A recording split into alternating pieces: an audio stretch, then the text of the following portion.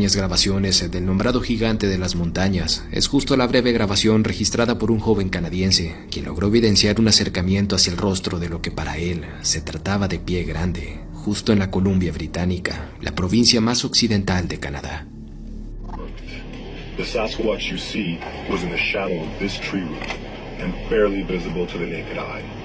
But thanks to the high sensitivity sensor on this camera, the images I was able to record were very impressive.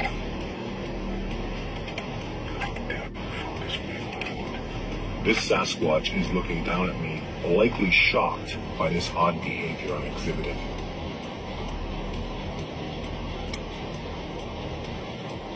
Once this last battery was spent, there was nothing else I could use to record.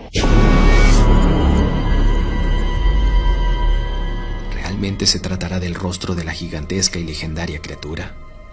¿Qué opinas de él?